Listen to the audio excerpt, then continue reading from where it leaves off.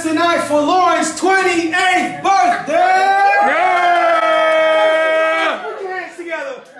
My name is Manny, and I'm about to bring to you the man of the hour, the man of the week, the man of the day, Loren, a.k.a. The Show, who's about to deliver the best, according to all of us here, comedy show you've ever endured on a weekend in the middle of September. Put your hands together for Loren, a.k.a. The Show! Yeah!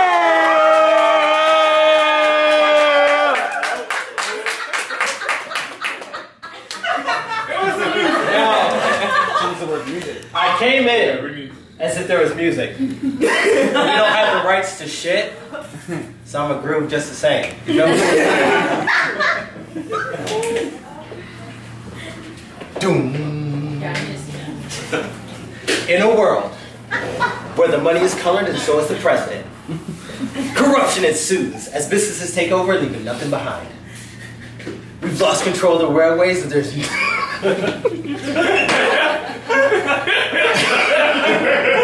that was a spin that says, I'm drunk but not gay, no homo. Fuck what you heard, alright? Because it looks sweet. But it's gangsta as shit because I landed strong. Now, back to what I was talking about. In a world where the money is colored and so is the president. Corruption ensues as businesses take over, leaving nothing behind. We've lost control of the railways and there's only one man who can help us all. With a top hat, a mustache, and a couple of tricks up his sleeves, Uncle Pennybags is here to save the day. Will he take a chance, or will he live with the community on his chest? But how will he react if he's told to pass go, not collect $200, and go straight to jail?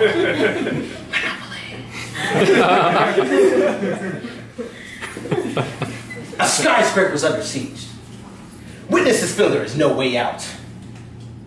Threatened with the idea that a piece of the building would be knocked down every hour until demands are met, the commissioner has to figure out who's the master behind these acts as he's figured out a way to keep the building standing.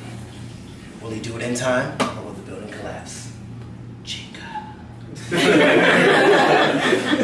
I figure I love trailers before movies, so I'm gonna give y'all a couple of trailers before my shit. How y'all doing? What's going on? This is I live my life like there's birth control. The reason I say that is I live my life like there's birth control because I'm coming with no regrets. I don't give a fuck what I do. I'm going strong. Whether I'm a businessman or a comedian or I work 9 to 5, I'm doing whatever the fuck I want and you're going to have to handle that shit. How you feel? What's going on? Yes. I lived the American dream. Middle class, black man, college educated, live in Fairfax, Virginia, got a full-time job. Broke as fuck. Can't pay for shit. I feel like I'm a poser. I want to be homeless. I have a home. I pay for this home, but after I pay for this home, I have lists of everything else. It's fucking ridiculous. I can't do it. I'm so broke that when my friends text me and ask me to go out, I get mad as shit. Yeah. Fuck! I can't afford to say yes. I can only afford the phrase like, man, I'm chilling. Man, work is killing me. I can't afford these shit. And that's why I go into the thought process where I hate when people say I live paycheck to paycheck, because that's just not enough for me. I live paycheck to dumb shit. You know what I mean? Like I live paycheck to selling my personal shit, to contemplating robbing somebody, to realizing that I understand the word contemplate and the use of the word contemplate, so I shouldn't be saying that shit, to trying to sell my body, to realize that I don't have a body to sell, to paycheck. That's what I go through every 2 weeks. It's a constant struggle. Now, that's why I wear this shirt, because I started a company, Cruising DC, right? Yeah, my boys right here, that's who I fuck with. That's where I started the whole show. So the idea of Cruising DC is I'm going to start a dating company because everybody says dating sucks in DC, which it does. Because dating sucks in DC because everybody's busy, Because they either work for the government, they're international, or they're in college, right? I think dating sucks in DC because everything's expensive. Girls don't want to fuck with niggas like me. And I went to college 4 years late, so I'm too old. So, why not start a company that fucks with niggas like me? Why not I do that? So, the idea is like, if you think about a date, you go through the idea of, I'm going to take her out, I'm going to pick her up, gas. I'm going to take her out dinner. First of all, why didn't she eat all day so she gets an appetizer, an entree, and a fucking dessert? That's $80 right there. And then she wants a drink. You're not going to watch her drink. You got to get a drink too. So every drink that she wants, that's 2 fucking drinks at a time. That's an expensive ass fucking evening. So why not start a company that says, how about I pick you up from where you want to be? I put you in front of women that you don't have to work for because I give them to you. I give you drinks, and you just have to buy extra drinks. And I give you an activity so you don't even have to be creative. $30 to $50 right there. I'm saving you at least $200 bucks. That's the shit that I'm working with. So as long as this gets popping, I don't have to do any more broke jokes. Can we help with that? Yes, please. Now, I feel like I'm living in a modern day hell because it's ridiculous. The thing is, I'm living in a modern day hell because every time I pay for something, I lose something. So I get my paycheck, I'm like, hell yeah, it's payday. It's payday. Then, I gotta pay for my car insurance, my car, my house, my cell phone, my credit card, and my school loans. And all of a sudden, I have $9.25. There are 13 more fucking days before I get paid again. What am I gonna do with this 9? And your cell phone's broke. Yeah. A recent development. I'm on my way to get my hair cut. As you can see, I'm looking laced up. I'm looking real nice. My boy Reggie hooked it up. He did it today. This was supposed to happen yesterday. I was on my way to Centerville, cruising. DC. Now, I was on my way to Centerville, and my phone says, and I'm like, hold on. You don't even make sounds like that. What are you talking about? And I'm looking at it, and he said, turn down 28. And I was like, okay, I'll turn down 28 because I know 28. And all of a sudden he said, did you, psych bitch, let's turn down 334. Where the fuck is 334? I Googled that. 334 is in Maine. It was trying to send me way out of the way. And I don't have money for gas. So, first of all, going to Maine, I'm going to stop in Philly. I don't know nobody. My ass is going to get robbed, but tax-free because that's how they do shit down there. But it's like, I can't handle that shit. So I was like, all right, I got to turn around and do it. Now I'm sitting here, cell phone free. I'm pretty sure I Facebook messaged the rest of y'all to be like, make sure you get here because my phone's fucked up. That's how broken nigga is. Don't feel weird if as you leave, I'm like, haha, you can either sleep here or pay for your exit. That's how it's gonna happen. That's how it's gonna happen. Sorry, I'm truthful. I'm gonna let you know what it is. I'm gonna tell you ahead of time, niggas, you're fucking trapped. That's how it goes. What's up? But it's like, living in hell is living broke all the time. You, in the middle class, you get paid, you have a full-time job, you make money every week, but you don't have enough money to have fun. That's fucking ridiculous. But I would hate being in real hell, because I think real hell is just like Earth. I feel like hell is not full of fire and shit.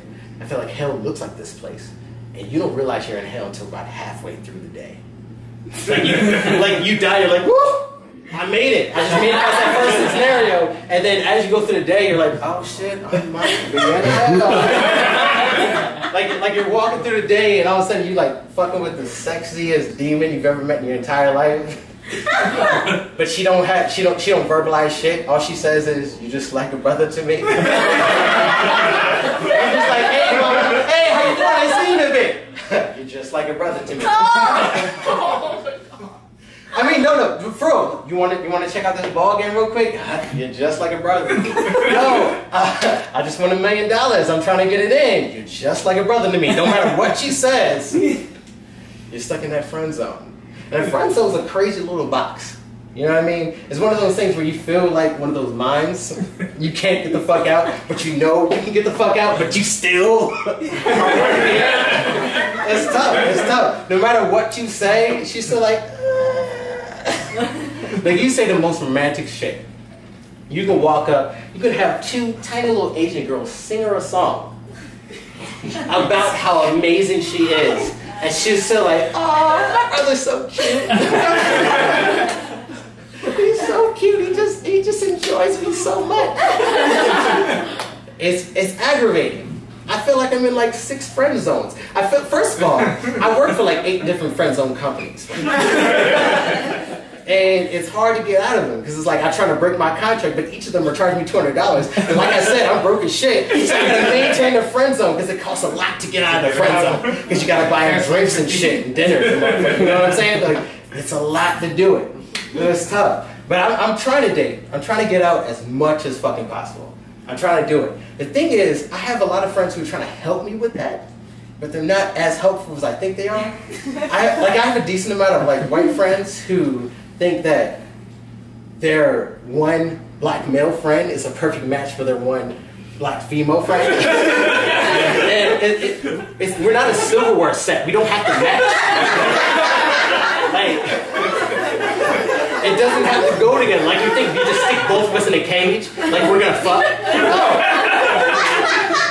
I mean, eventually. But not because we're black, because we're fucking mammals. You know, it's not a big deal. It's like I look at the world like Baskin Robbins. There's 26 flavors, and I'm tasting every single one of those motherfuckers. You know what I mean? Like, I'm all about that. I'm gonna be out here until I feel it, and then I'm like, that's my favorite. And that's what I do. It's crazy. Now, one of the weirdest situations is a blind date. That's what cruising.com is trying to take you away from. Blind dates are awkward as shit because you get weirdos, you get fat people. You know? Straight up. Because you're like, oh my god. All right, no, this is what I get all the time. I know you like them thick, and she has a great personality, and she's perfect for you. Thick to me is not fucking fat. I'm gonna say it one more time. Thick to me is not fucking fat. Now, if I go and you're like, she's thick, I'm expecting to see boom, ba-da-boom, boom, boom. If I see boom, ba-da-boom, boom, boom, boom, boom, I'm gonna be fucking upset. You will not get an appetizer. You will not get a dessert. I'm gonna stretch this 3750 as far as I fucking can. That's how this is gonna go. I'm not gonna treat your blind date friend as best as possible if you give me bullshit. First of all, you remember Friday, don't you ever come here again, because that's what I'm gonna fuck with again. I don't want to mess with that. Now, the thing with blind dates is you expect blind dates to be bad. If you get hit with a good blind date, you're completely catched off guard. I was with a good blind date one day, and it was ridiculous. I was walking down the street, and I was meeting her in DC. And the thing that I love about going to DC from Virginia is you start the night taking the metro, and naturally she has to pay for herself. So it's a good little starting point for the day. Sets the precedent for the night. You know what I mean? Like, I survived travel. That's the thing. So we get there, and I told her, and then so she calls me, and I'm like, okay. I pick up the phone, and she's talking. I'm like, okay, that's what's up. She kind of got a sexy voice. And I'm like, hold on, stop. Bitch creatures also got a sexy voice too. So I don't want to do that. So I calmed down for a second, and she talks. I was like, hey baby, wave so I know it's you. And she waved, and I saw who I saw. I gave her the same look that you give when you're at a movie theater and it's packed and you got 2 people next to you and there's no open seats. You're like, what am I gonna do with this shit?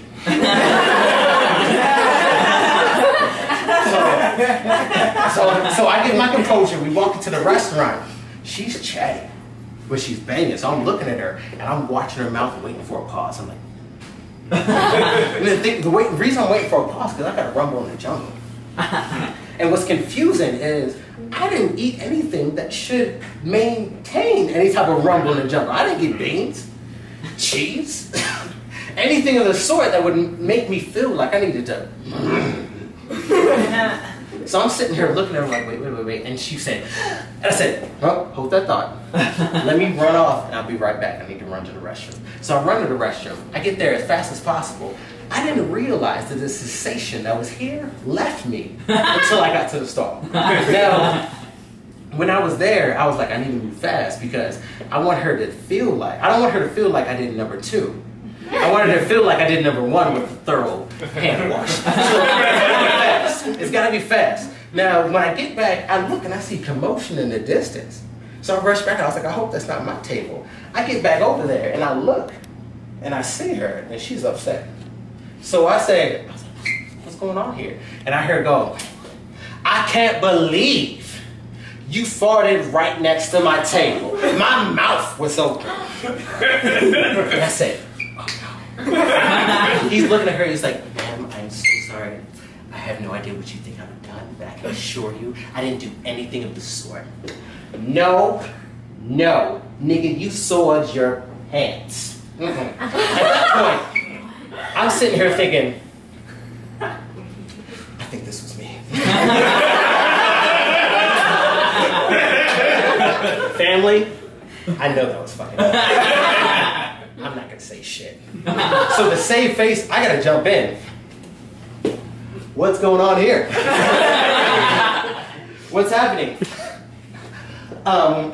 He decided to shit his pants as he walked past our table. I wasn't even finished with my dessert. No, he didn't. No, he did not.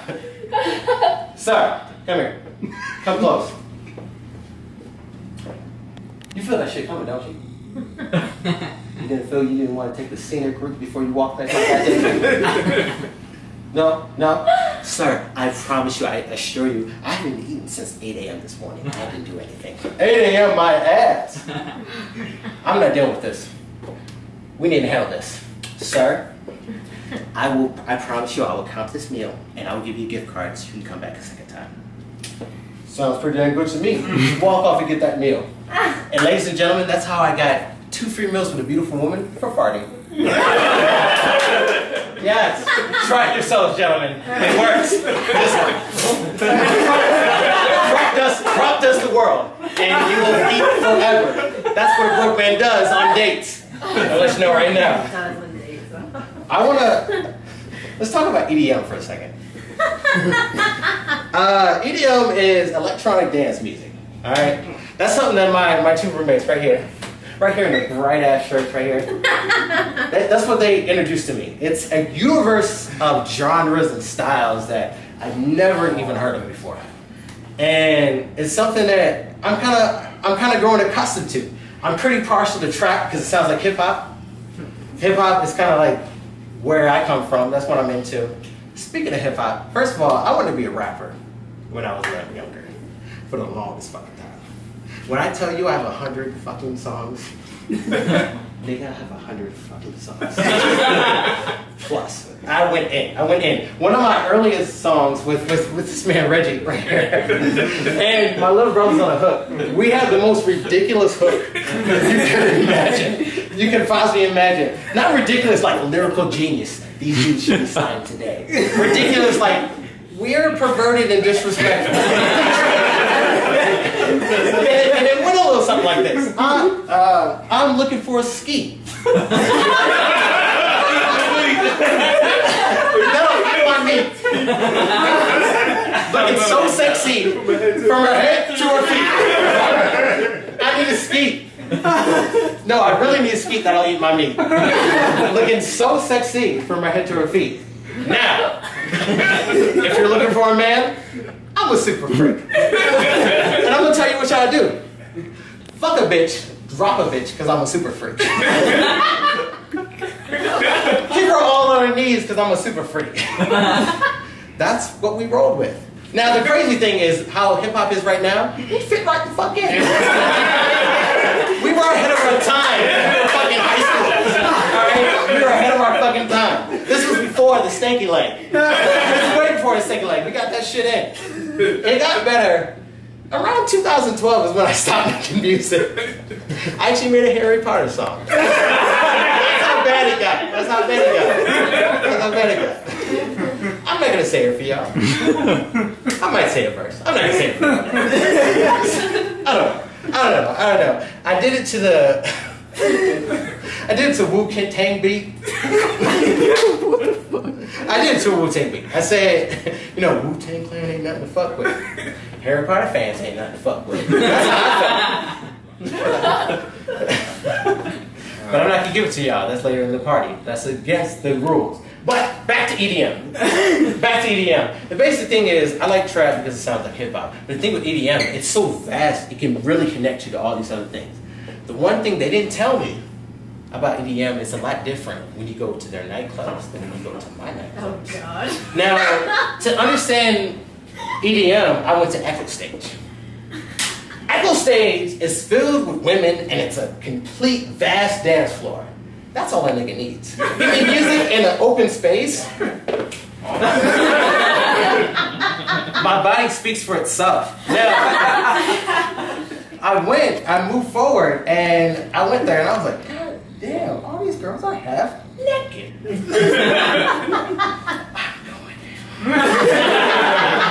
So I went, why did I not bag one girl? Alright, I went there, I'm not a creep. I don't just walk up on a girl like this. I don't. I take them, I spin them, and then I do it so they at least can see me for a split second. And they have a second to realize what they want here. So,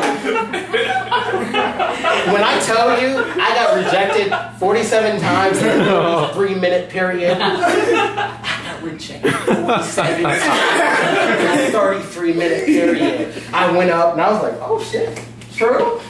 What's up, girl? Come here. No, all right, I see you. What's up, girl? True? Oh, no. What's up, girl? No. What the fuck? Bitch, I can dance. Why do I learn how to dance? I didn't understand. Like, Echo Stage is a different place. They're there to see a show. They're there because it's one of their favorite DJs and their favorite genres. And they're like, I'm here to experience this journey. So they're up there and they're grooving to him. They're not grooving to guys. If they're with their boyfriend or whatever, they're grooving with them. But it's all focused this way. So the best thing you do at Echo Stage is to enjoy the music and enjoy the friends you go with, because that's good enough in itself. As long as you got the mindset, I'm not fucking tonight.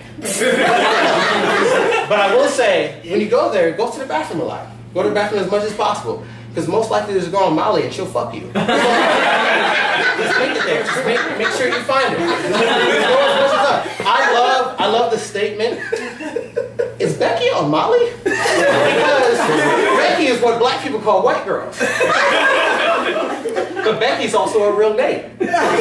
So it could mean, is Becky on Molly, which means she's fucked up and you could fuck her. Or is Becky on Molly, which means Becky's on top of Molly. And that's intro to a threesome. So that's how it goes. Now, I understand there's an issue with women getting fucked with by dudes all the time. And that's a problem. And I feel you. I wouldn't be fucked with by dudes all the time either. I'm gonna let you know right now, I was. And that's terrible. That's a situation you don't want to be in. I was in Rehoboth, Delaware, and I went to a nightclub. It was a white party. Not with white people, but you dress white. Show the difference. Now, I'm dancing, doing my thing. I like to dance. Now, I feel like, first of all, before we get into this, bruhs. More bros have to dance because I have rhythm, it makes me look gay. And I'm gonna point that out right now. Dudes who have rhythm look gay because more straight dudes need to fucking have rhythm. Get your shit together. Come on, make it happen. Now, I'm out here. Yes. Doing my thing until the moment that I feel moist pressure across my entire spine on my neck. I said, what the fuck?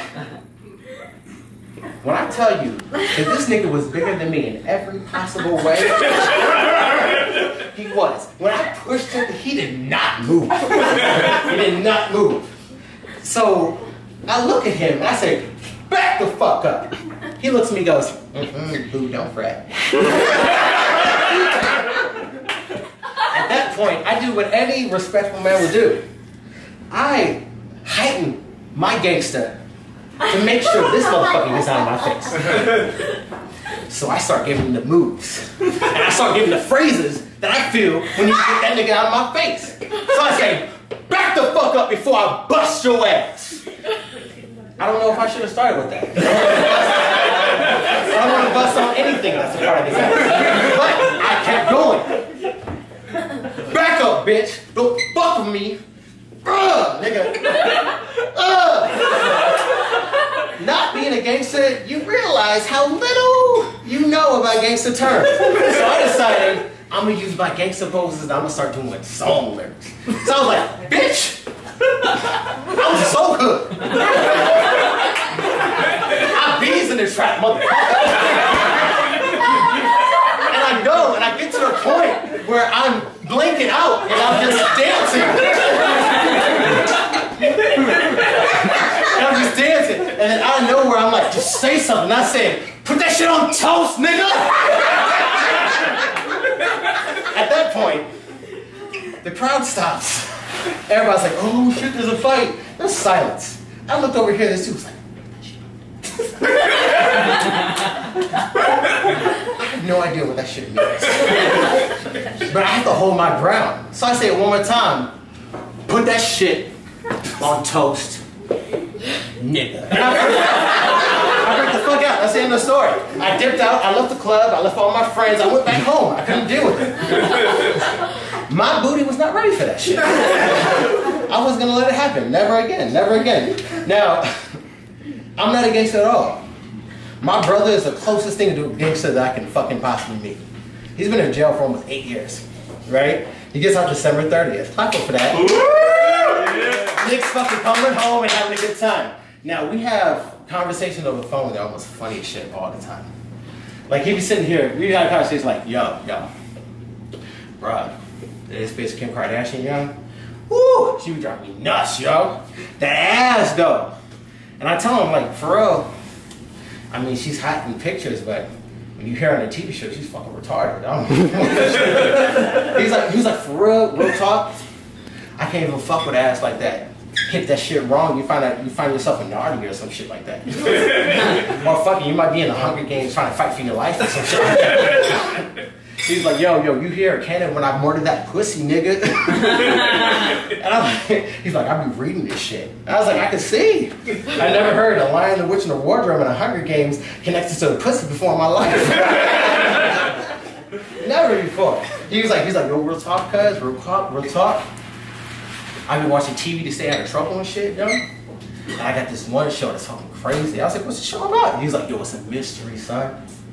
Murder and shit, dog. It's super serious. I was like, what's it called? Young. Alright. So the show's called Pretty Little Liars, cuz. Young. Yo, it's on ABC Family, cuz. Alright, no, listen to me. So it's about these 4 high school bitches, right? And they get fucked about, you keep getting fucked with this girl named A, right? Yeah. And they try to figure out who killed them. Their evil ass friend Allison, right? Who I think might be A, but that's the bitch who might be fucking with them. But I feel like A for Allison is too fucking obvious, son. But real talk, if it is her, I'd be surprised because she's dead, yo. And they got this one bitch named Emily, right? Yo, this bitch look Asian one episode, then she look Spanish one episode, then she might be half black one episode. She like sexy ambiguous, nigga. Yeah, you know what I mean? And I'm like, son, yo, with a bitch like that, I gotta check out the show. And I've been watching it on Netflix. I'm on season 4. Yo, real talk, like, ever since I was little, I wanted to have a superpower.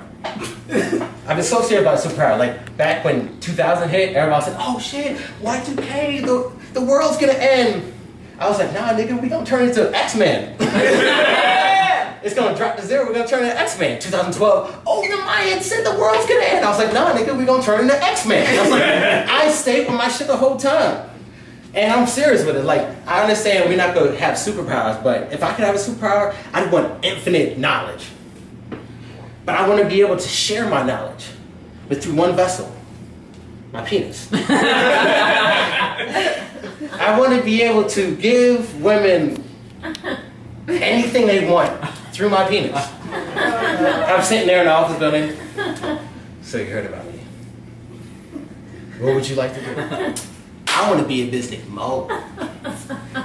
Come here. As you wish. Oh my god. And there you are. Now, the problem is I don't want the demand to surpass the supply. I don't want to have a moment where I'm sitting there talking to a girl where I'm like, give me about an hour. This last girl ran me clean. I just made this one white bitch Hillary president. Now, I'm going to leave y'all with this one last thing.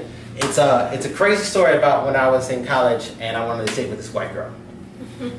Now, the date was fun. We had a good time. We're on our way home.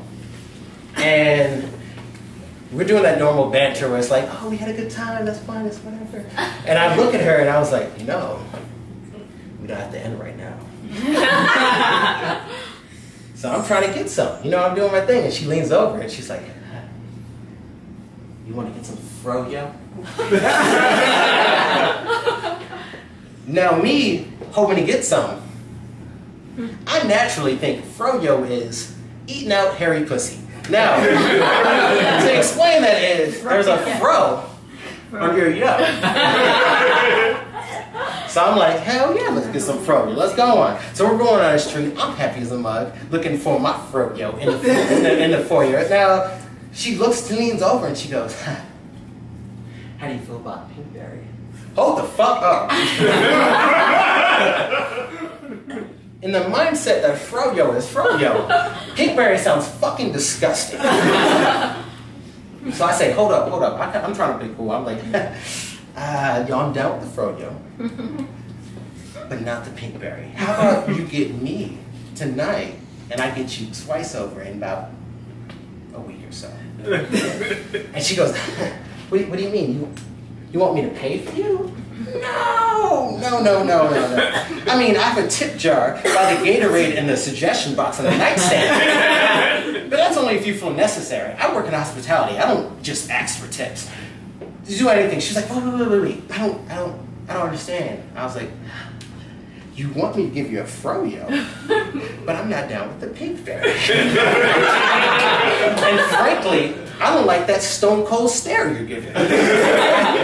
And she was like, oh, so you want cold stone? All right, let me make something clear. There are no solids in the bedroom. I should be the hardest thing in the bedroom. Wait. I'm so confused. What are you talking about? All right, I'm so tired of trying to speak white girl. I'm going to clarify this for you.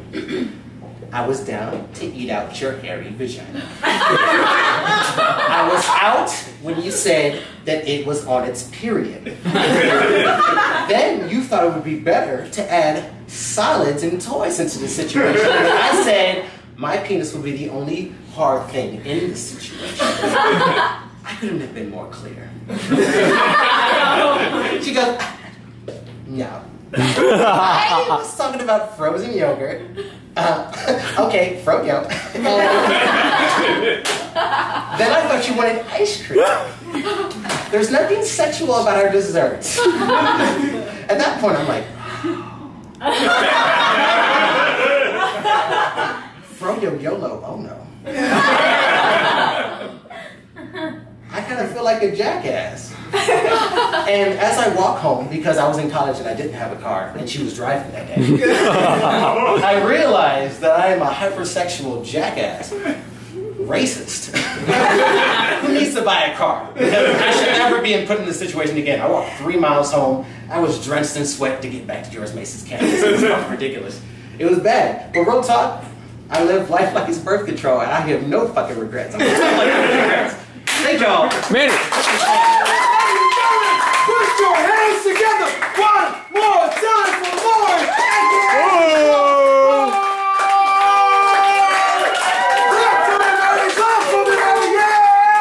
Yeah. Yo, real talk. Sorry. Real talk. I've never done this shit before. It's as long as I ever spoke in a fucking sentence. I love every one of y'all for coming and checking it out. I'm legit trying to be funny. I'm trying to make this a lifestyle. And this video is gonna help me, and I truly appreciate y'all. I couldn't do this if there was like 3 people sitting there. I felt the vibe of the room, and y'all are fucking amazing. Let's fucking get turned up and put some fucking walls. I mean, oh yeah!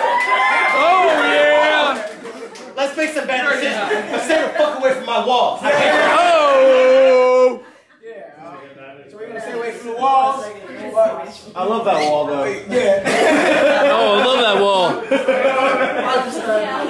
Alright, close this out, man. So despite this bad decision, I want to thank everybody who made it out here tonight. I just want to say an extra thank you for everybody for making out to Loren's 28th birthday.